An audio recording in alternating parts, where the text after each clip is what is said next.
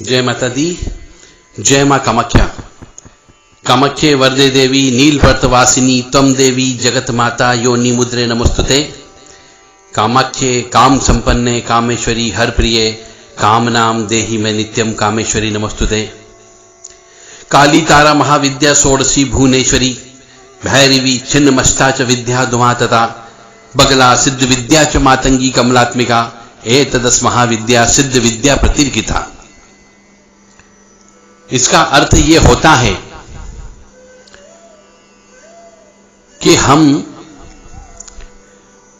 10 महाविद्या की सभी देवियों को बारंबार प्रणाम करते हैं। अब हम आपको ये बताने जा रहे हैं कि प्रत्येक सनातनी हिंदू धर्म के घर में देवी जी की पूजा होती है।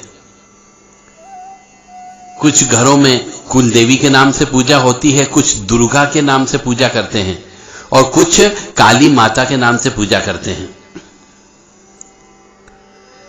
पर पूजा करते करते पूरी जिंदगी निकल गई, परंतु पूजा का फल प्राप्त नहीं हो रहा है। देवी जी के सामने घी का दीपक भी लगाते हैं, देवी जी के मंदिर भी जाते हैं, परंतु देवी जी का पाठ भी करते हैं, फिर भी देवी जी की कृपा प्राप्त नहीं होती है। देवी जी की कृपा क्यों प्राप्त नहीं होती है?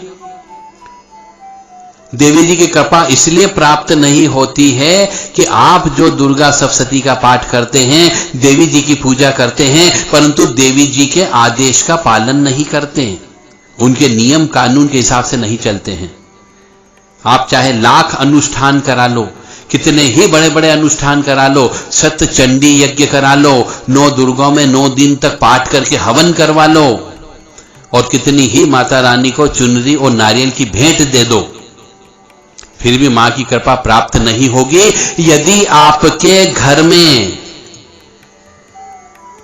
मां, बहन, बेटी, बहू या कोई भी ऐसी स्त्री मासिक धर्म से होती है और मासिक धर्म के दौरान रहते हुए यदि वो किचन में खाना बनाती हो और आपको खाना बना के खिलाती हो, तो इस दौरान उस घर के अंदर कभी भी ताज जिंदगी देवी जी की कृपा प्राप्त नहीं हो सकती। उस घर में क्लेश, अशांति, दुख, दरिद्रता और बीमारी अवश्य होगी। तो इन चारों चीजों से बचने के लिए आपको अपने घर में रहने वाली, आने वाली जो भी माता बहन है, उनको मासिक धर्म के दौरान खाना भोजन बनाने से रोकना होगा, किचन में प्रवेश प्रतिबंधित करना होगा, पीने के पानी का जो स्थान होता है, वहां जो सामान रखा रहता है, उसके हाथ नहीं लगाना होगा। और ऐसी स्त्री प्रथम 3 दिन तक जगह जगह जो इधर उधर हर जगह बैठती रहती है, उसके ऊपर प्रतिबंध लगाना होगा। और यदि आप ऐसा नहीं कर सकते, चाहे वो आपकी बेटी ही क्यों ना हो या चाहे आपकी बहू ही क्यों ना हो, यदि ऐसा आपके घर में होता है तो आपके यहां पर हमेशा कुल देवी रुष्ट रहेगी और आप जिसकी पूजा अर्चना कर रहे हो वो पूजा अर्चना आपकी सब बेकार जा रही है। इसीलिए मेरा आप सभी से अनुरोध है कि इस नियम का कड़ाई से पालन करें कि जब स्त्री मासिक धर्म से हो जाए, कोई भी स्त्री, तब उसको पाकशाला यानी भोजनशाला में प्रवेश वर्जित करना होगा। उसके हाथ का बना हुआ भोजन बनाना ही नहीं देना है आपको, भोजन बस। और उसके हाथ से भोजन भी नहीं लेना है और उसके हाथ से पानी भी नहीं पीना है। और उसको अपने घर में सोफे, पलंग, गद्दे, जहां पे सूती कपड़े होते हैं, उनके आसपास उसको बैठने न दें, क्योंकि वो सब चीज उसके बैठने से, ऐसा कहा जाता है, हमारे शास्त्र में लिखा है कि वह सब अशुद्ध हो जाते हैं। और जब अशुद्ध हो जाएंगे और घर के अंदर अशुद्धता रहेगी, वह भी 3 दिन का सूतक होता है और सूतक अवस्था में देवी देवता की कृपा प्राप्त नहीं होती है। इसीलिए यदि आप इन नियमों का पालन करते हो तो ही मां की कृपा होगी, अन्यथा आप चाहे कितने ही गुरु से गुरु दीक्षा ले लें, कितना ही सिद्ध मंत्र का आप जप कर लें, कितना ही हवन करा लें, कितना ही दान दक्षिणा दे लें, सब की सब आपकी बेकार है। जय माता दी, जय मां कामाख्या। ओम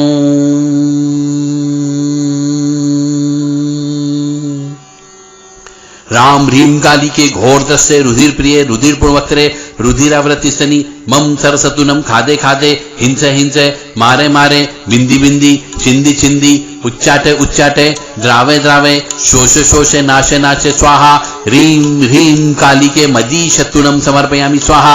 ओम जय जय किरी किरी कुट्ट कुट्ट कट्ट कट्ट किटी किटी मर्द मर्दे मोहे मोहे हर हर मम रिपुन धंसे धंसे भक्षे भक्षे टोटे टोटे ज्ञातु धानिका चामुंडा सर्जनान यज्ञोराज पुरुषान स्त्रियां मम वशान कुरु कुरु तनु तनु धान्यम धनश्वान गजान रत्नानि दिव्य कामिनी पुत्रान राज्यम श्रियम देहि देहि रक्षे रक्षे छाम छीम छूम छेम छोम छह स्वाहा।